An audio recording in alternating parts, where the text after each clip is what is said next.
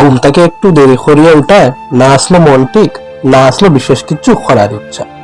নিজের এরকম বেজার রাখতে নিজেরও ভালো লাগতে আসলো না।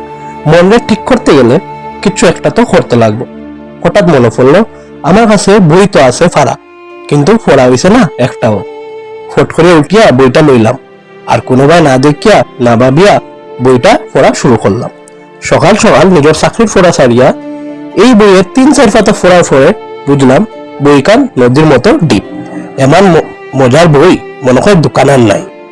আমি ভাবলাম একটু পড়ে রাখি দিন, কিন্তু বাজাই দিলাম 12টা।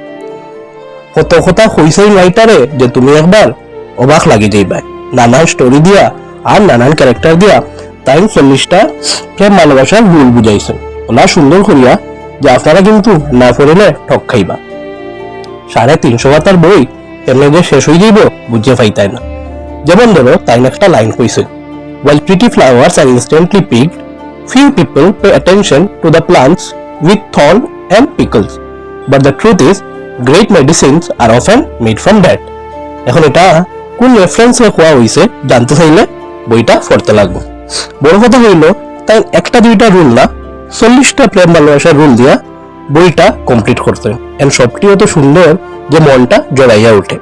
সবটা নর্মাল জিনিস যেন একটা নতুন অ্যাঙ্গেল দিয়া দেখছেন। তাই কিছু কিছু কথা নিজের ভাবনা চিন্তা বদলাইবার তাকত রাখে, তে তাইনার কথাও সেম ওজন আছে।